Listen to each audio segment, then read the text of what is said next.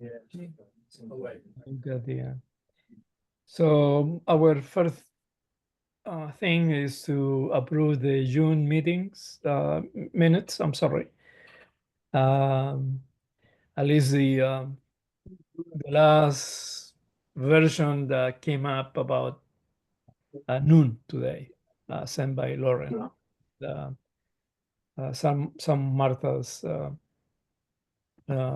revisions. So unless somebody else has something else to say about the minutes, we will go with that, with those minutes. I don't have anything to say about the minutes, Leonardo, but I do have to mention that Lauren told me that I cannot be a voting member. I could just be a liaison from planning department. You cannot vote? No, That's right. Mike or Gina can vote. Bambi had sent out a while back the Affordable and Workforce Housing Committee structure, and it only lists 7 members. Okay. Neither of which are planning department. Really?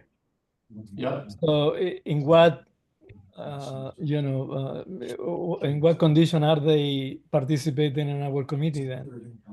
Staff. It was an oversight. Doesn't Okay. staff, like staff is not officially a member, just sort of more ex officio or whatever? Correct. Committee should be comprised of 7. You'll talk about this later on, but committee should be comprised of 7 members, including 2 town board members, representatives of each of the 2 villages, 1 planning board member, and other knowledgeable persons. All right. I think the current composition of the committee is 6 people. And those other knowledgeable persons are Martha and Chuck. Yeah. Oh, yeah. So you still have a quorum right now, though. Yeah, we do. Right. So well, let's start with approving the minutes and as they were again sent by Lauren by around noon today. So everyone who is okay with the minutes as they are? Leonardo, Leonardo, so I sent out 2 small things. Are you saying including what I sent out at noon? Yes, including the Okay. the latest one is about 11:47 that Lauren sent, and in that email he mentioned that he incorporated your revisions. No, I'm sorry. Wait, It's Lauren revision sent something 2. out after I sent about? Yes, after this you sent it. Okay, I didn't see that. All right. Thank you. So if everyone all okay with the, please say hi. Aye. Anyone no opposing? Anyone abstaining? Leo, did you move it? I'm sorry, I move it. Second? And somebody second it. Got it. Thank you. I see the email now. Thank you. Yeah. So I move it. Somebody had to second. I'll second. Martha did. All right. So do we have to take the vote again, Laura? No, it's fine. Okay, thank you. So the next one, we have Nick from the County Planning Department as a guest, and he is coming gracefully to talk with us about short-term rentals and the potential impact on housing in Dryden, and I assume the entire county. Okay, so Nick, welcome to our small committee, very active committee, and I hope you enlighten us about this topic. Thank you. Sure, thank you. Thanks for inviting me today. Mostly here to help answer questions that they may come up. I'm gonna pull up the material that I believe Martha sent over earlier. Let me see if I can. One moment.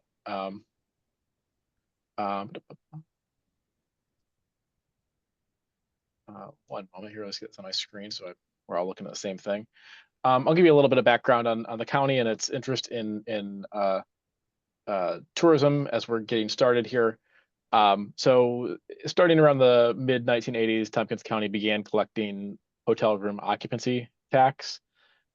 This is currently a 5% tax on any overnight stay in a hotel, motel, inn, bed and breakfast, basically anything with a roof.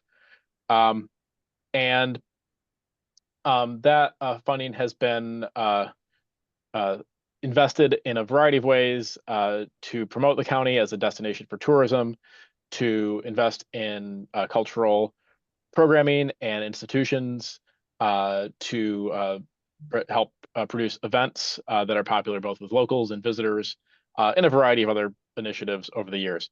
However, one of the topics that has been of, I'll say, ongoing and more recent concern is short-term rentals.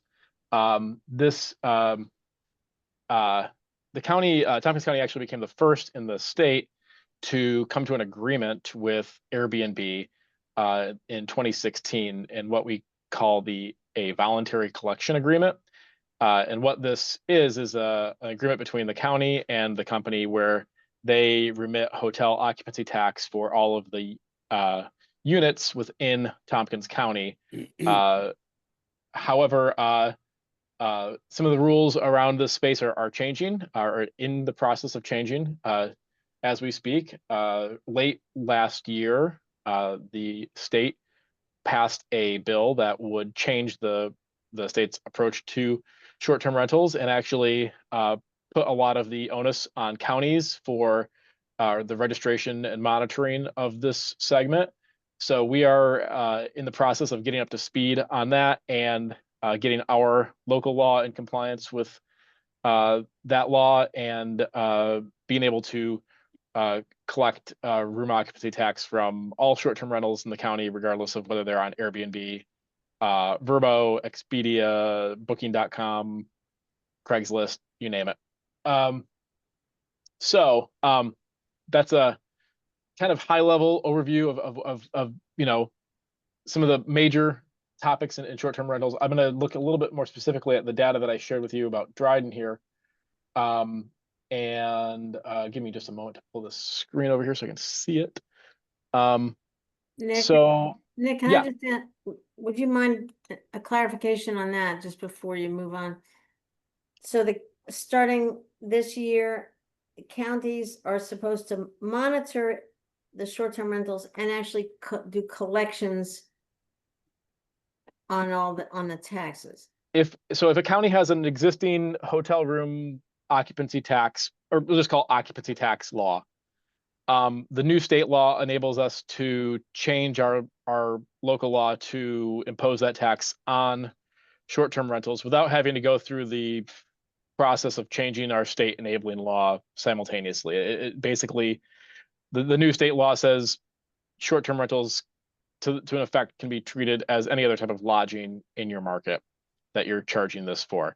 They don't have any particular exemption. So we're actually, when the agenda for the Housing Economic Development Committee gets published later today, it will include the draft language of that law change, along with a memo that explains sort of why that's happening and what's going on there. So Well, that includes sales tax as well. Sales tax has been imposed on short-term rentals as of, I believe, March 1st of this year. That went into effect earlier. And you can actually, if you peek on Airbnb or Vrbo, plug any address in New York State into that, you should see sales tax showing up there. And some of the spot checking I've been doing, bears that out. So that was imposed statewide. Correct. Yeah. Sales tax is not optional, not at the subject of counties.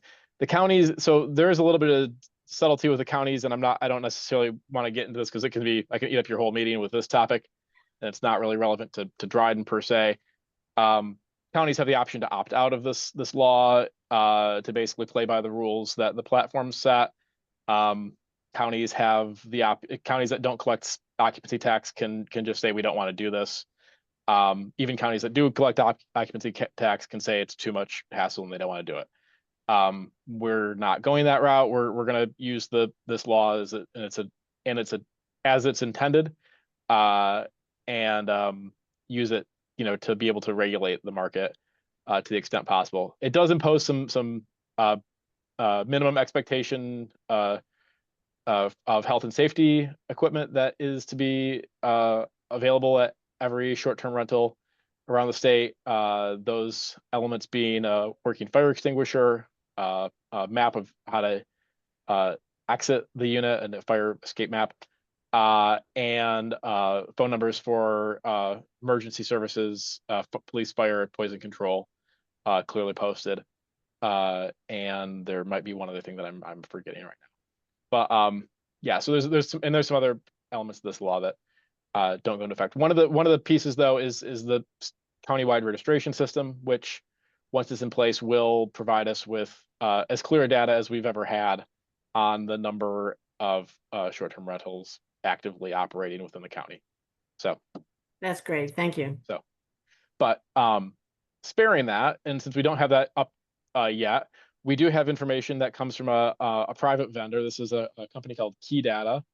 What Key Data does is has basically a software that looks at short-term rental booking sites, and they only look at the two big ones currently. That's Airbnb and VRBO. I might refer to it as Vrbo, which is owned by Expedia. And they essentially just collect data from screen captures of these websites. They look at every listing of every Airbnb and Vrbo listing around the world every day, take a screenshot and compare it to what they had the day before. And they have advanced software that compiles all this information, collects it, and boils it down into units that are useful, both for municipal governments like counties, but more typically for folks who are planning or working in the space on the marketing and sales side. So the actual subscription for this comes from the Tompkins County Chamber of Commerce, and we work with them, the division that does the Convention and Visitors Bureau, and they monitor this to see how we're doing in terms of bookings in this segment of our market. It compares really nicely to another piece of data that we subscribe to, I should say they subscribe to, called Smith Travel Reports, or confusingly acronymed STR. But Smith Travel Reports does basically the same thing for hotels. And so a lot of the numbers here are comparable to numbers you would see in hotel performance reports. So I will, so what I was able to do was pull the data for Dryden. Actually, it's two segments. It's called Dryden and Freeville. I do want to do a quick screen share here if that's allowed. Yeah, that should work.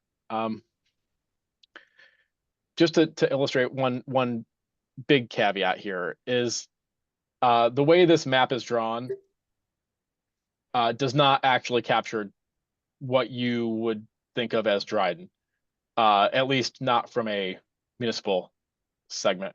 So can you all see this map? Yes. Okay.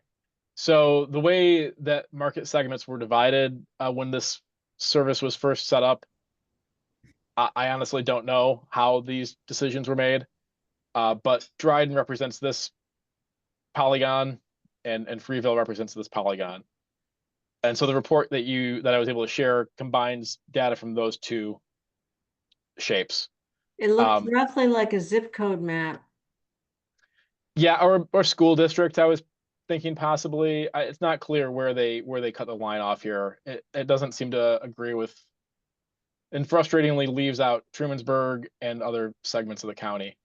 And it leaves out the southwestern part of the town of Dryden, which is, yeah. It looks like it leaves out Varna too. Yeah, I believe you're right. Yeah. Okay. So this is just the big caveat that this is incomplete information. That's what we basically have to go off of for this. But that said, we do have some helpful, I think, pieces of information to share, and I don't think the distinctions here are, you know, terribly different from what we see across the county in terms of overall numbers. ADR is average daily rate. This is all, you know, basically all of the payments made divided by the number of days in that period. So you can see there's, you know, some seasonal variation here between you know, January looks like the bottom of the market, about $118 or $19 a night, up to August, July and August, where you're pretty close to 200. Surprisingly, December is doing really well. I'm not sure what happened there. Guest nights. This is just like it sounds. How many nights you had occupancy in those units? Nights available. This is how we derive the supply for a market, looking at the number of nights that are listed as available and then dividing that out by the number of days in that period. So for January, so for January we have 31. Sorry. 31. So for January we have 31 days. So if you take the number of nights available, divide by the number of days, you get roughly the supply number of units. So it's not precise because the number itself changes from day to day. So there may be some units that are available for part of the month, but not the whole month. So that's when we look at supply numbers, that's our primary source for that. Occupancy, this is expressed as a percentage. You know, if we saw 1 here, it'd mean that you had full occupancy. Every short-term rental was used for every day during the entire period. That we never approached that number in my experience. You know, between 10 and 30% is more the norm. You can see, you know, during the busier season here, we get into the, you know, 31, 32%, September, October being popular months. But during the winter, of course, that number is far lower, 6, 7%, 10% in December. So revenue, I believe they derive this from the posted rates and the occupancy. And so this is the gross revenue anticipated from by month within the area. And this number, honestly, you probably don't care as much about, but it's interesting for hotel people. It basically just shows them the revenue per available room. And this is a product of the occupancy and ADR, average daily rate. But yeah, so that's the data I was able to pull for Martha when she asked about this a few weeks ago. And you know, we have similar data across the county. I think, you know, our general estimate for the number of short-term rental units that are active around the county is around 1,000. It fluctuates seasonally. Yeah, that's generally what I have to share. I'm happy to answer questions or try to help people with other questions they have about short-term rentals. So, Nick, I have a couple of questions. I want to thank you for the data, for joining us today very much. You know, monitoring.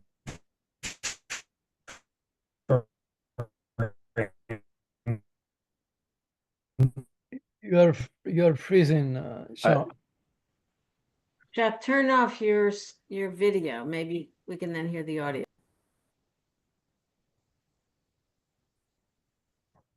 It's frozen. yeah, okay, it's not just me. This is long. Thank you. Good. All right, I'll start over. Nick, thanks. I have this question. Monitoring this whole transition and pinning it down, figuring out the revenues. Obviously, it's important, and as you said several times, it's imperfect, at least at the moment, probably improving. What I really care about is the general concerns the town of Dryden had back in 2020, and many, many other jurisdictions had it as well, and that is was the trend towards Airbnb and other similar short-term opportunities really drowning out rental properties that then led to increased rentals, contributed, among other factors, to rising rentals and therefore impacted affordable housing. So we have the opportunities for those people who are lucky enough to have short-term rentals and rely on that. And then we have this larger concern, among several others, but this is a primary one, I think, that it actually is a crimp on affordable housing as expressed on the rental side. And I wonder if the county collects data on that and actually can now, 5 or 6 years out, at least for the town of Dryden, can help us substantiate that or say, actually, there's no impact at all. It doesn't matter. Yeah, I would not say it doesn't matter. I think, just to be clear on that front, it was, in terms of whether this, is a trend we're seeing play out where more and more units are switching to doing short-term rentals. I can just say anecdotally, and I'd be happy to run numbers on this, is I haven't seen that play out in terms of an increase in supply. We've been looking pretty carefully at this market for about the last 4 years, and have not noticed supply increasing. I think, part of that is that hotel, lodging, hospitality is a highly competitive segment, and requires a pretty significant operational force to make it profitable, and close attention to margins. And many owners are simply don't have the bandwidth or the time or patience to deal with that. It's not sort of a turnkey business model as it might appear to be on paper. Second, I think you've seen pretty good competition from hotels. Hotels, I think, have responded to this by aggressively placing product out there, getting customers on board. We did go through a pretty robust period of hotel room growth between roughly 2009 and 2015. And so that's also helping, I think, to take some of the pressure off of this market. And I think finally, one of the other big pieces that and I think Martha mentioned it earlier is the sales tax exemption. That ending as of this year will equalize the price difference even more between your sort of traditional lodging, hotel, motel, and Airbnb. Adding 8% onto your price for an Airbnb can make it much less attractive as a from just a purely financial perspective. So yeah, we have not seen, I'd say, consistent or exponential growth in this market in terms of supply. I think it's there are certainly some units that would potentially be able to re-enter the market as longer term rentals or for sale housing. And I think an example of a municipality that's taken concrete steps to really maximize that locally is what Ithaca has done in requiring that owners basically live on site to operate an Airbnb or a short-term rental. That's, in my view, and we actually have been able to monitor in the countywide data, that's taken supply offline. It's reducing the number of units that are available in the community for short-term rentals. But it's unclear yet what the impact is on the greater housing market at this stage. So, Thank you. Nick, so you said the city of Ithaca has put in a regulation that owners must live on site, right? that's correct. Is that also the town? The town, I don't recall if that is their regulation offhand. That was a few years ago when they passed theirs. I'd have to revisit my notes on that. Okay, and I mean, it really has been a worry over the years that this sort of movement is taking a lot of units out of the long-term supply. You want to say maybe a year or two ago, you also had a different way of chopping up the data where I think it was from the same source, where you looked specifically at the town of Dryden, like all the units that are available. Then you pulled out the ones that were non-traditional housing units, like tree houses or airstrip Trailers. trailers or something. Yeah. Pulled those out. Then you pulled out the ones that were only available, say, commencement weekend or something. And so you went through a whole filtering. And when it turned out that the units that were available, that might have otherwise been residential, long-term residential, it really boiled down to many fewer than we thought. Yeah, and I'm just looking at that, table I was showing you with the nights available, just doing the quick sort of back of the napkin math on that, and of course, bearing in mind this is not for the entire town of Dryden. I'm getting between 48 and 65 units that look like they're being used as short-term rentals as of 2024. Even if you double that, you're between, just call it, 100 and 130 units of housing that are potentially impacted, which is nothing to sneeze at. I think, when you're looking at the problem of, housing affordability and housing supply, every, unit you can get back into that market it is a worthy effort. So Yeah, but like sort of the trying to strike a balance where somebody is renting out the bedroom, an extra bedroom after the kids leave for college, that actually supports affordability because then that right. homeowner can better afford their property taxes or whatever. So striking a balance and trying not to inhibit that kind of operation, but the times when a unit is nobody's ever living in it full time is what we're trying to avoid. Okay, I'll hold off if I have a couple other questions, but want to let other people have a chance.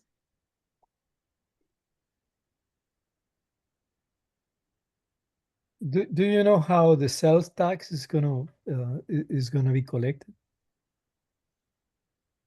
Who is gonna be collecting that? I think I've intentionally avoided reading that part of the law, just to preserve my own sanity. My understanding is that it's if you're a platform like Airbnb, you can offer to collect and remit it on behalf of your hosts, but you are not required to. And if you opt not to, then you can require your hosts to withhold it and then pay it, and basically register with the state. Either way, it's treated just the same as sales tax, and it shows up in one giant payment from the state, I believe once a month. So possibly once a quarter. So yeah, there's no special code. Some sales tax transactions have special codes associated with them. This is just going to be lumped in with general sales tax and treated that way. So yeah, the short answer is it depends. And if you are renting out a unit, definitely double check that the platforms that you're using are collecting it for you, and if they're not, it's time to call your accountant. So Nick, did you say the short-term rental sales tax will or will not be coded so that the county knows? Well, it's not. Yeah, it had been asked for, and it's not. Well, that's a shame. Okay.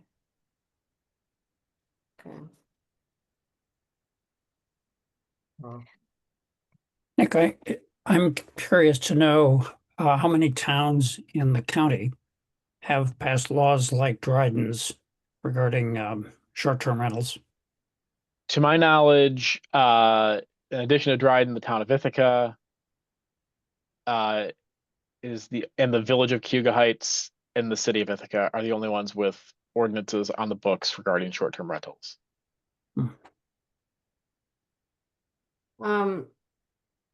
Do you, in terms of Dryden's, do you, and maybe this is a Gina question. How is it working? I mean, do we know, are people registering? Do we have a list of folks? We And- do have a registry, and there's a fee. They pay $90 every 2 years. We know there are a lot of people who have not registered and are not paying the fee. We do not have the enforcement capacity to follow up on that. So what's gonna happen when the county takes over this process? The county, just to be clear, county is not taking over enforcement of your registration process. That will remain a local function. The county is starting its own registration process for short-term rentals. This is related to room occupancy tax collection primarily. So how the data the county collects through this will be shared with towns. So once we have our registration system up and running, we'll be able to share the information we're gathering with counterparts across the county. So that can replace your list, right, Gina?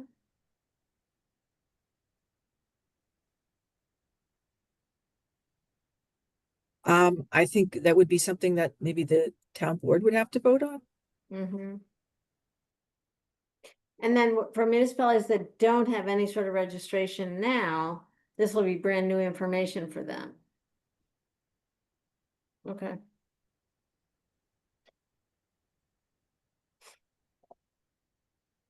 All right.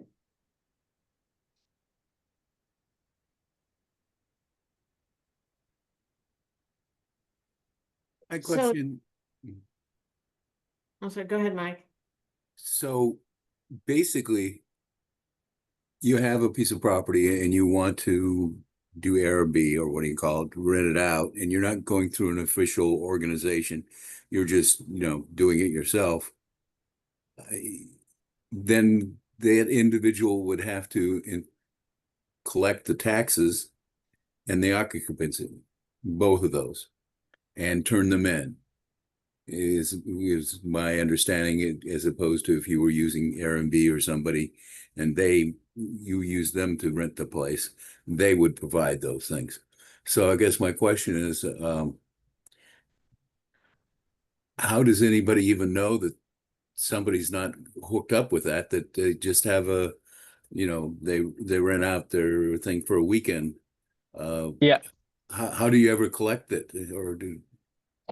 I think inevitably, there will be some rentals like that are not going to be traceable, we'll say, using our monitoring tools we're going to expect to have in place for this.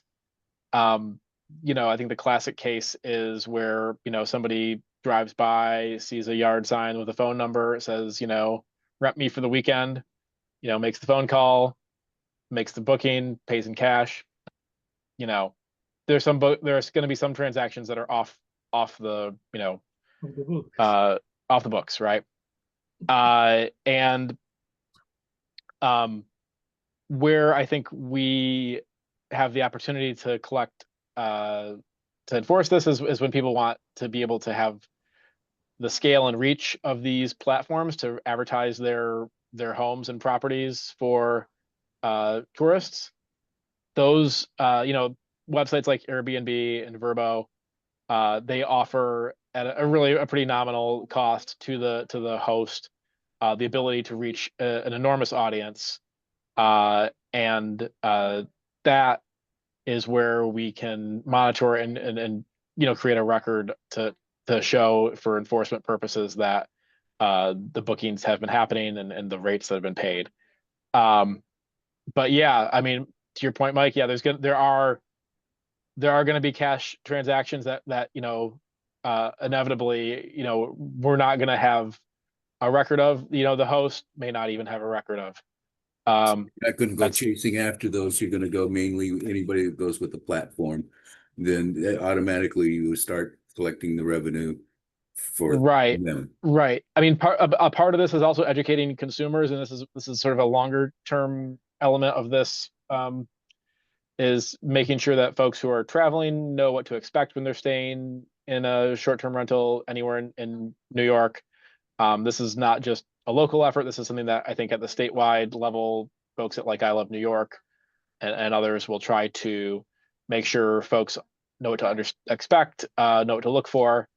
There's only so far that can go as well. And I think the incentive to get around the market, the enforcement is pretty strong for some folks. In this, I think, it's one of those cat and mouse games a little bit, right? As soon as we develop a method that's going to be relatively effective at monitoring and tracing this, there will be new methods that will be devised to evade it, as many tax systems find.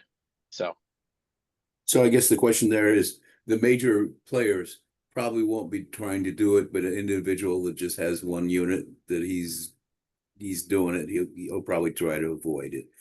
Or do you think the major platforms will try? So right now the major platforms are basically lobbying counties to opt out of the law. They're telling counties that that life will be easier for you if you just don't bother with setting up a registration system, and we'll set up our own payment agreement with you to make sure that you get your occupancy tax paid. And I think to some public officials that can sound like a pretty good offer, because it gets you out of a whole lot of headache and gets you money into your revenue, which that's two wins right there. I think on the downside is you have a lot of opacity. You don't really see into what's happening, and you don't have any clear ability to trace what the activity level in the market, compare that to what the revenue coming in looks like. And this is sort of where we are with our agreement with Airbnb right now, and we have been since 2016, is that even though we've been receiving regular payments from them on room tax, we have very little insight officially through that agreement to understand how it tracks back to booking activity within the county for short-term rentals. So I think, Are you yeah, saying I mean, that basically that right now, we just have to trust them that they're actually turning over the correct amount of sales tax? the alternative is we have the ability to conduct an audit in that agreement, but that requires staff time and resources on our end to go through that, instead of it being offered as a part of the payment, so that it can be tracked in one and the same, which is what we expect from our hotels. When a hotel pays occupancy tax, they report to us basic metrics of how many nights were booked, what the rates of those bookings were, and how many rooms they had available for rent. Even numbers like that can help us validate what the payment is and what it should be. Understanding, of course, there are inherent risks in folks self-reporting, but we can look at that and compare it to other data from third-party vendors and see how it stacks up. So. Is the state going to be helping counties figure out how to set up these monitoring systems in any way? Martha, I think you know the answer to that. I thought I'd ask. Okay.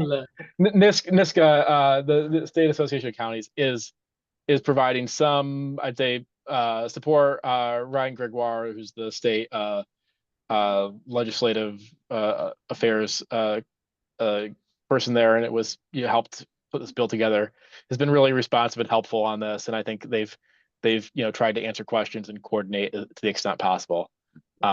Originally, when this bill was first written about a year ago and introduced about a year ago, all of this was supposed to land with Department of State, and apparently in the negotiations that went on sort of behind the scenes the way to get this through was to take Department of State out of the mix and put it in the hands of counties. So Okay. here we are. So the question is, say that somebody has they're on one of the platforms in the village of Dryden. Mhm. And so if what you're basically saying is that piece of property, when it's rented, there will be occupancy tax and there'll be a sales tax.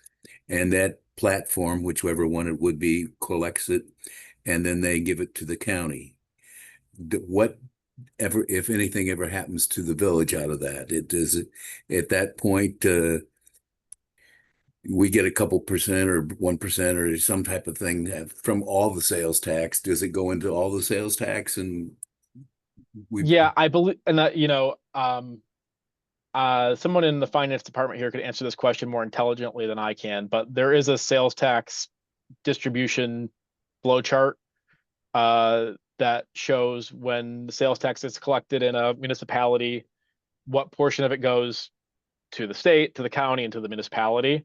So I believe it will follow that that process as it currently does for sales tax. With regard to occupancy tax, that's something the county manages.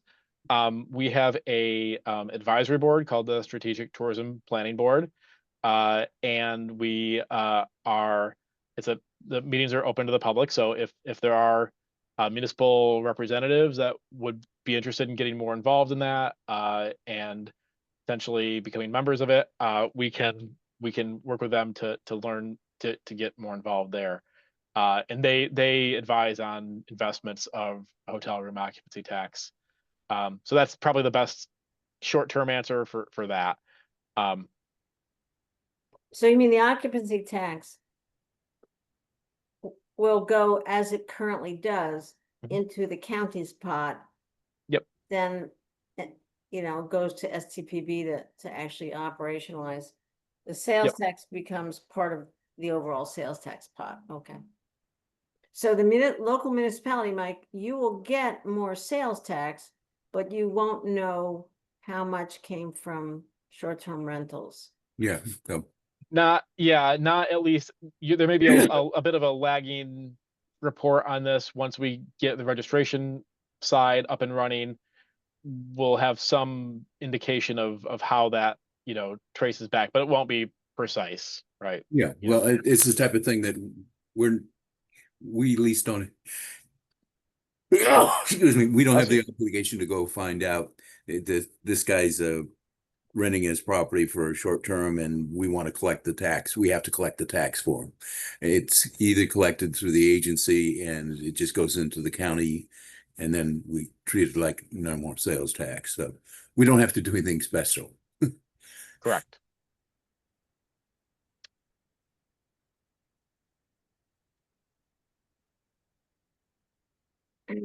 So bottom line, our worry that the explosion of STRs has maybe slowed down, maybe leveled off, maybe even moderated a bit. And for the most part, you're not seeing a major impact on housing availability for long term. Is that sort of fair? I would agree with that. Yeah. When we first started collecting this data, I had a pretty I wasn't sure what was going to show us. We talked with the housing planner we had on staff at that time in the county, and his assessment generally was like, this is an issue, but it's maybe not in the top 5 of issues that is worth focusing attention on at the county level. So of course he's it's something that we'll continue to monitor and keep an eye on as things change as they frequently do in this sector. Part of the challenge here is that it's fluidity. Somebody can buy a house, list it on Vrbo for a month, decide to rent it out for a few more months to a long-term renter, go live in it themselves, and then go put it back on Vrbo when they're done. It's a constantly moving target here. So part of the challenge is just keeping consistent attention on it and making sure that, if there are major changes, we're able to react in a way that's timely and appropriate. So is it fair to say that places that are more touristy have more of the problem with the houses being bought and just used that way, whereas it's done here, but not in great numbers, probably? Yeah, I think that's a fair way to say it. I think, you see some places where, I'll just pick on my own experience. You used to live in Savannah, Georgia, and, you'd have whole blocks where it was short-term rentals. And, that's where I think you definitely have some concerns about like neighborhood character and like, just like consistency of who's around in your community. And you also have in those areas generally a lot more concerns around the nuisance issues too, like trash, parking, noise, just the kind of issues that come up when you have lots of non-locals in your area. It's not to say Ithaca doesn't generate tourists. We have plenty. We do great on that front. But compared to like a major ski resort or a place with a giant amusement park, we're not quite in that league, and that's not where we are in terms of short-term rentals right now. I understand the town of Ithaca had to deal with lakefront properties because in a sense, they've always been sort of like rented for a month, rented for 3 months, and sort of it's a full house, and is that a residential housing unit? But there's always been a market for rentals to, vacation rental of those properties taking the place of, long-term residents. So, in a sense, that's kind of our tourist nexus or whatever. Yeah, and notably, we also don't have any hotels on the lake, right? There's really not another. If your desire is to be on the lake, whether that's to boating, swimming, just because it's on your bucket list, whatever, your option is vacation rental or nothing. You don't have there's not a Marriott or a Hilton or an independent hotel that's operating on the water presently. So when do you think we should, if you're setting up this registry in the fall, if we want to get an update from you, like how much lead time, how much time do you want to break in a new system before we ask you back? I'd say give it 6 months. That should give us enough time to shake it down and get information out of there. I if nothing else, we'll still have the information from key data. We can always check in with that. Okay, great. Well, is there any more questions? Starting none, then thank you so much, Nick, for helping us to understand this issue that apparently is not a very big issue. So, My pleasure. Thank you for having me. Yep. Thank you, Nate. Thank you. our last, well, I firstly have to make an announcement. As you know, the first phase of the zoning studies is being done with, and so we enter into a second phase, and Martha stepped down and for being our representative in the zoning group. So I asked Shaq to step in, and he graciously accepted that call for representation of our committee there. So that's going to happen. I think they don't have a meeting until early August, as I understand. That's right. They don't have a meeting in July. And then the final is we need to have a conversation about sort of increasing the membership of our committee. So we have enough reps to, as we ask to be part of different subcommittees or task forces and so forth, we are able to distribute that effort more, I guess, better than we are doing it now. Now it's basically Martha and Shaq who are our, sort of community representation, if we wanna, the knowledgeable people, what they call it. Yes, Martha. First off, yeah, thanks. I'm really glad, Chuck, that you're willing to take on that next part of the zoning project. And Chuck and I are going to sit down and sort of do a debrief. Do we have, first off, Trevor? Hi, Trevor. Maybe I missed the very beginning. And are you a guest, or are you just sitting in, or can't hear you? Did you say something? Yeah, I'm just a guest. Oh, okay, sitting in as a guest. Okay. Good to see you. Good to see you too, thanks. Christina has been identified as our other town board rep, but she, I think, maybe has come to one meeting. So I don't know if she's the best fit. We also don't anymore have an appointee from the planning board. Has somebody been appointed or not in the planning board?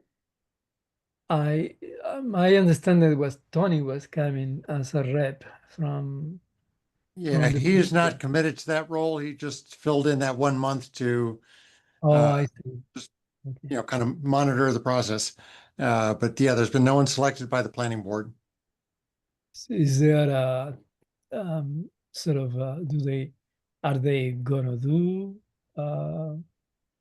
I don't know. I think the feeling is that with the zoning rewrite effort going on, already adding a second meeting every month to their schedule, they meet on the first and fourth Thursdays now. So I think that was why we have a reticence for appointing a liaison that would be obligated for yet another meeting. the actual the town board resolution actually sort of obligate the planning board in a way to have a representative in this committee. So is Tony is Tony now the chair of the committee? He is the chair and Dan Lamb is the liaison. So So you approach either of them to bring. Yeah, I know I had a short conversation with Dan about it, and he said that they are going to be doing that. They are going to be, naming a representative. But if requires something else from us, like a resolution asking for your representation from that committee, we ought to do that. I'll ask again, Dan, when this will happen, and I'll give Tony a call to, to make sure that happens. Well, As for here's a question.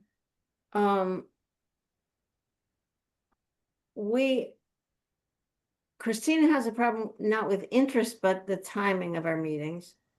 There might be, if there's somebody who on the planning board, I understand it's a lot of meetings. If somebody's on the planning board, it might be interested, but again, this isn't the best time for them. 2 o'clock in an afternoon, weekday afternoon, if somebody's got a 9-to-5 job, they can't make it. We could maybe 4 o'clock on an afternoon, or 8 in the morning, or lunchtime. Would be better alternatives. So I would think maybe we could propose to potential members and back to Christina that once we find who's interested, we can adjust the meeting time as necessary. It doesn't have to be 2 o'clock on a Wednesday. That might make it easier to get somebody.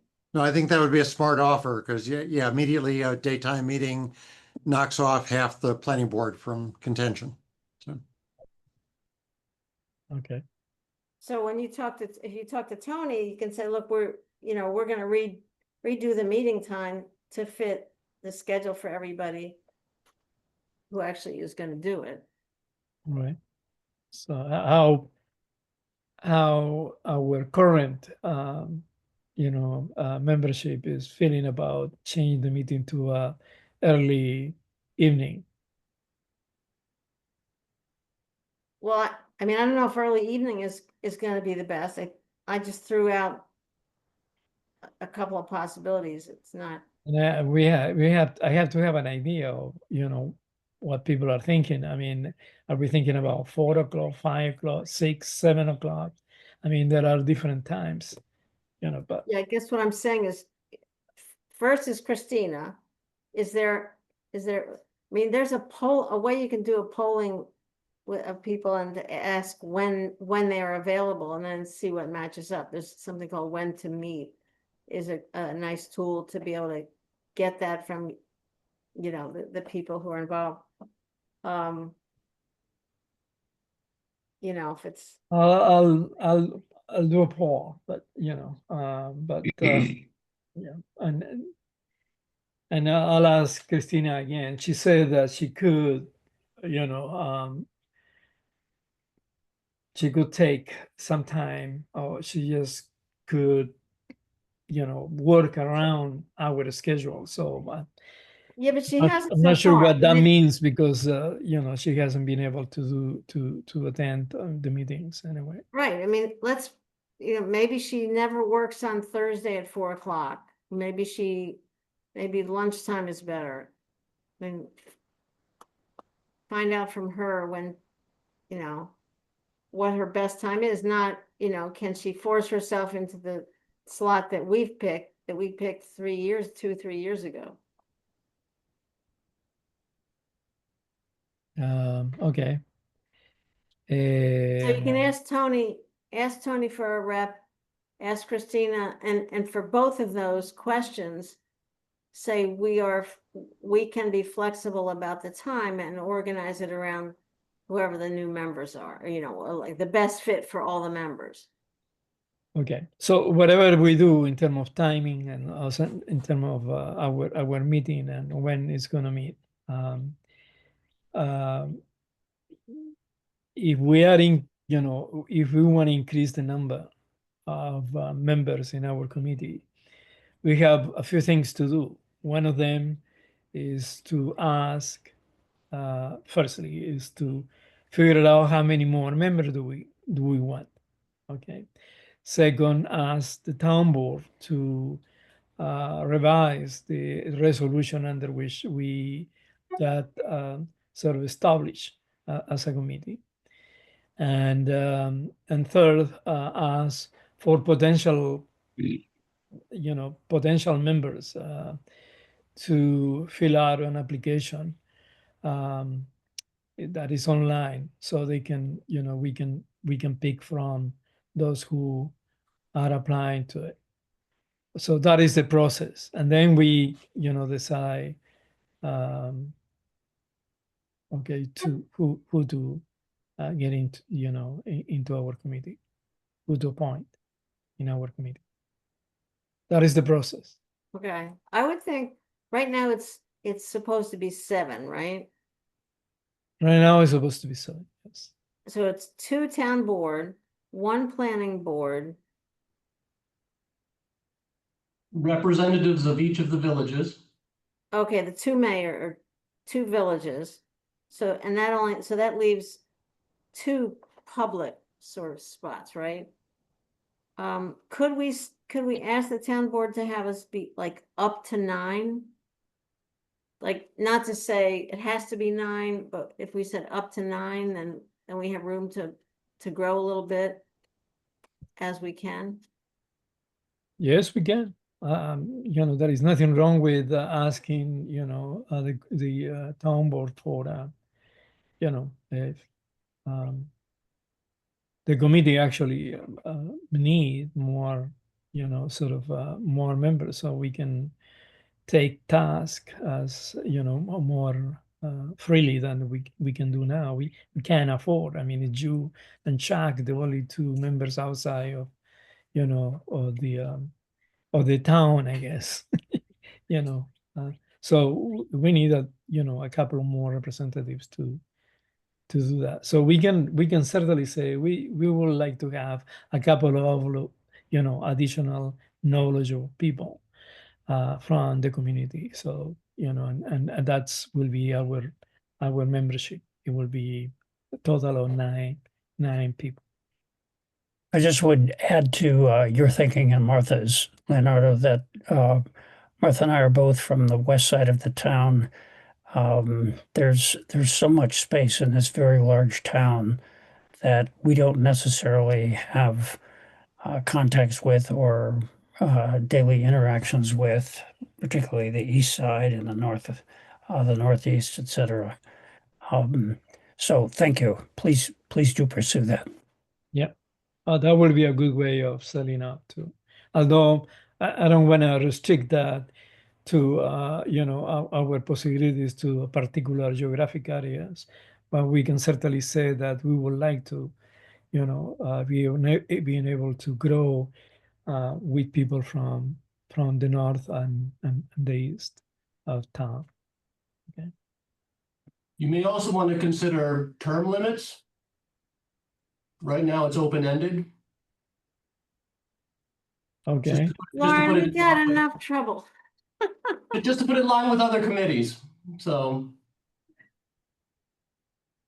All right. It's not like this is a source of incredible power that anybody's going to fight over. So yeah, well, yeah. What is the term traditionally in other committees, Lauren? Do you know? It varies. It varies. I propose 15-year terms. You can have up to two terms. We can die on the committee. Yeah. So right. So okay, well, we can also discuss that. At the moment, I think we should just stick to what we need to do. Yes, Chuck. I want to just, since we only have maybe 10 minutes left, is that correct, or do we go to 3:30? 10 minutes will be perfect. Okay, well, in rereading Lauren's really excellent meeting minutes, I realized how dense our last meeting was, and there were so many contingencies, things that we need to explore. Martha was going to reach out to Greg and find out if, in fact, they might expand the pool if there was sufficient demand and logic for doing that. And Ray said a number of interesting things that I'd like to just update on. There may not be final answers, but Ray, you said that really the key in all of this is whether or not Giselle could get title clarification. And I wonder if there's any new information on that, or we're always waiting for that particular piece of information. I don't expect us to change, but She has not updated me on that. Wait, Chuck, can we just finish the last piece? So are we going to formally ask the town board to allow us to increase to 9 members? Oh, please. I didn't mean to disrail. Yeah, I want to make sure, do we have to make a motion to that effect? And then I guess we have to make a motion that to increase the number up to 9. I so move. I second that. All right. So I'll ask the town to do You want us so. to vote? Yes, please. Yes. Yes. Yeah, I'm sorry. Yes, raise the one. Okay. Thank you. Okay. Yeah. So that's a motion out of the committee to ask to increase us up to 9. Okay, thank you. Yeah. And yeah. So if I'll just continue, there were a couple of things. Ray sent out that information on the CDBG monies that are available, and I wondered if those are part of Hochul's $50 million monies made available in the state budget for infrastructure and pro-housing communities, or whether it's separate money. But given in the last meeting that we talked about probably extension of sewer and water to the Leonardo parcel, I'm not sure if it was up to or into it, but it was at least $3 million, perhaps more. Should we be talking perhaps in our next meeting about that? I believe it was a $1 million opportunity for CDBG. And then, Ray, you were very importantly in our last meeting, you were talking about a threshold of $5 million that had to be reached in order to make an application. And I think that was probably on the $50 million. And I read the minutes several times trying to figure out whether we had the working pieces to arrive at that. Have you thought more about that, and could we reach it? Yeah, so the idea of that 5 million was to package the infrastructure at INHS's project on Freeze Road and the Hanshaw Village Mobile Home Park. Even combined, it couldn't reach the 5 million threshold. But if we combined it with trying to reach Leonardo, Well, that would get up to the threshold, but I don't know that we have advanced our, the map and plan report that would be required for the NYSEG intersection. and that's because the T.G. Miller work is so preliminary and soft at this point. Yeah. We don't have the true data to back it up. Correct. And so let me give you a quick update with that infrastructure. I've just talked to T.G. Miller within the last week. It's kind of a continual, it's on the cusp of being updated, but no, still don't have it. Leonardo, the update on the ownership is she has not been able to advance her getting title to that piece. So that's the two updates on those two fronts. Well, Okay. And the CDBG grant application is going in for the Hanshaw Village project. So that's 1.5 million towards just the sewer side. Okay. Still looking to try and find a funder for the water side because it would really be a lost opportunity if we have to do these projects separately. And, there's so many, efficiencies that could be gained if we do water and sewer out Hanshaw Road at the same time. CBDG can't be used for both? No, it's a specific pot of CDBG, and they're doing the maximum 1.5 million on the sewer. Okay. So if it was a smaller project, we may be able to, but we're maxing it out just for the sewer side. Any idea how much the water would cost if they could be done together? No, that's again, we have a full engineering report for the sewer side, so we do have really some nice hard estimates on that. We don't have anything the equivalent for the water side, but I would suspect it's in the $1 to $3 million realm. And that's up to Leonardo or within it? No, now I'm talking about Hanshaw. Hanshaw, yeah. I'm sorry. Okay. So one of the difficulties being that we don't have that map plan and report for the water system. Oh. So we're, possibly looking at getting the CDBG money this year for the sewer, maybe securing enough money to do that map plan and report for the water and get water infrastructure construction costs next year, and having the two of them have enough overlap to be able to maybe put at least casings underneath Route 13 to do the water. Yeah. You're saying we could wrap into the CDBG application, doing the map plan for water into that request? No, they really do like to keep it separate, the two infrastructures, even though they're so integral in my mind, it's still separate pots of money. And no, I would think a separate grant to cover the map plan and report for water from some other maybe WQIP program or some other water-focused program, of which there are some out there right now. And this is not, so this is not for new housing units. This is to improve existing housing. Correct. But part of the sale for it would be the fact that if we get public water and sewer over there, there's potential to build back out to the original full capacity of the park, which was 149 pads. Right now, they're only occupying about 120. The full occupancy is 149. Correct. Yeah. Okay, the environmental, what's EPF? Is that Environmental Protection Fund? Protection Fund? Yeah. Is the one that Charlie Krasansky is on the board? I'm not familiar with that name. I'm not sure. He's a Cornell, he's a Cornell lobbyist. And he has been on this EPF board for a long, long time. And he's been extremely, I mean, he's extremely friendly with the county and very supportive. And especially as Cornell has interest in that corner.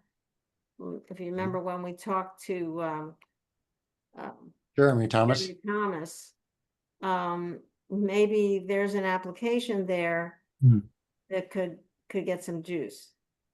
The Environmental Protection Fund, is that what it's called? I'm pretty sure. That's EPF, Environmental Protection Fund. Yeah. And would they do water programs? I'm not exactly sure if they have pots of money specifically for water infrastructure. Okay. I am going to be meeting with EFC, which is not the loan fund, but the Environmental Finance Center. Folks up in Syracuse, tied with the Syracuse University, and they are supposed to be experts on the funding opportunities for infrastructure. So I'm going to be meeting with them, I believe, tomorrow, actually. Great. And Thank you for looking so widely on reconnoitering and trying to find funding sources, putting this together. I tried feebly this week to read things that talked about the housing, especially affordable housing implications of it's just passed. And one, it's very interesting the way it's put together. Very wealthy developers and people owning real estate are probably the primary beneficiaries of it. But there is something that isn't spelled out that sounds an awful like nodal development that is in the bill. And I've tried to, that isn't quite the right word. It's like growth poles or some more traditional language. And the reason I raise it is, to our surprise,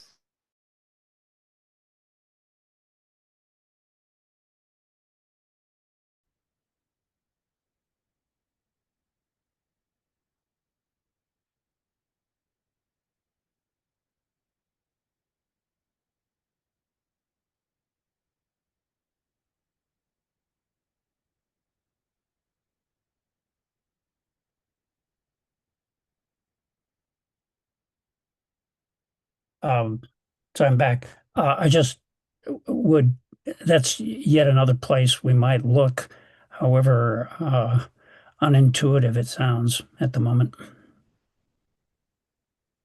okay, I apologize. I lost connection there when truck started in, and I just picked up the last sentence. That's I it. think we all lost connection there for a Right. minute. Okay. What did you say would be the best, another place to look?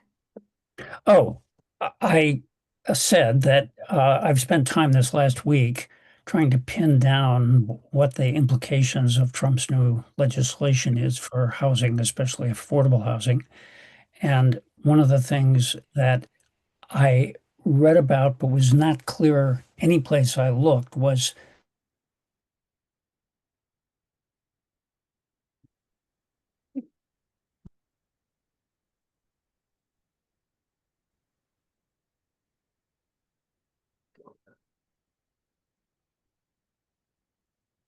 Can anybody else hear anything? No, he's freezing up at the same time again. I think it's Okay. here. I think it's town hall connection is unstable. Yeah, that's the message I got on my screen also. Okay. Well, he seemed to do better the one time he didn't have his screen on. He had his camera off. I don't know if that makes any difference. Yeah, that was what we talked about. When they go back and forth and then see the order. So can you just change that? I emailed it to the people. Moving to the. I'll just finish by saying that we should all keep our antenna up. There may be money flowing, as unlikely as it sounds, to states, including blue states, some money out of this huge bill for growth pole or some recognizable. So there might be yet more funding coming out of it. So our application is in already, right? So will the lack of some of this information have an impact on our ability to capture some funding or not? Will what have an impact on what? The deficit of information that we were talking about, that we just, we don't have the TG Miller, we don't have, a map of water, et cetera, weather needs in the Hampshire. Will that impact on our ability to get funded? I was saying that as a possible sort of surprise source of funding out of state, meaning Washington, specific to this new bill, there are surprising parts of the legislation dealing with housing, and though the net benefits accumulate amongst the most wealthy, there are benefits that are surprising to me that will go to middle and lower income housing efforts. And then there's this thing that is not well defined that sounds like growth pole development. And I don't know, there's been tremendous backpedaling and rewriting and recasting even since the legislation passed. And I'm just saying, let's keep our eyes on it and see where it goes, lest we miss an opportunity. Okay, so we are up to over our time. All right, Leonardo, just to be, all right. Back to our application to the county. Yes. Yes. What, Okay. That's coming to and I'm supposed to talk to Greg Mezzi later today. That's coming to the county's Housing and Economic Development Committee meeting next week. I'm gonna try to attend, but I really want to talk to him before that meeting. What we understand is that there are 3 or possibly 4 applications, which would I assume will be more than the county has money to fund all of them. We were the 3rd application in case they're going to go in chronological order. They would probably have to add more money to fund our project. I asked Ray and Gina, do they know any of the other town municipal planning directors, planners, and can we get together and kind of all lobby for, like, county put in an extra $20,000 and you can fund all these projects. And then I don't know if Gina or Ray are connected enough here to answer that question themselves. If so, speak up. But what I heard back was, all right, Gina's unmuted. Yeah, so what I told Martha was that we had heard, I believe, from Shauna Stevenson that they were going to try to fund all of the projects that came forward. And to Martha's suggestion that we lobby so that we all get funded, Ray and I discussed it, and neither of us felt comfortable lobbying for projects that we really didn't have any knowledge of. It's sort of like we would be promoting, recommending things that, you know, we're not the judges of this award. And so we didn't think that we should do that. But you as all as individuals, you know, can do that. We can be irresponsible. Is that what you're saying, Gina? Your mouth, not mine, Martha. So my point in talking to Greg is to say, hey, what's going on? I understand, you know, he should know by now what the other applications are. I checked this morning and the agenda is not online yet. Committee is next week. I think didn't Nick say that the agenda would be out today? So I'll certainly push that, you know, it appears to be a small amount of money that would enable the county to fund all of them. I think last year they didn't use all the money. Okay. So there's a sort of a logic to that. Maybe it'll be an easy sell, I hope. So that's my goal, is to find out from Greg whether we have to push hard or whether he expects that they will go ahead and fund all of them. In any case, if they have to pick, I'm gonna make a big hairy argument for ours. So Right. So the meeting again is the 16th, right? it's next, I think it's next Wednesday, and it is at 10 a.m. Let me see, make sure. It is the 16th. That's the 16th at 10 o'clock, yeah. Okay. So I'll check and find the agenda. As soon as it's online, I'll send all of you a link. So Okay. I'll let you know what Greg says. Okay. Thank you for doing that, Martha. Yeah, thank you. All right. So, So we know that there's not any progress on the ownership. We know the courts take forever, so that's not a Right. big surprise. The T.G. Miller thing, what do we do? How does that get done? You know, I'm not sure what to say. I mean, they are aware that we are extremely needy of that report. There is just, you know, a lot of work that the town is asking of TG Miller, as well as others. I mean, we're probably still a small client in their world. Okay. they're getting paid. Anyway, I think that's all what we had for today's meeting, and Okay. enjoy the rest of the week. All right. Thanks, everybody. See you next Bye. month.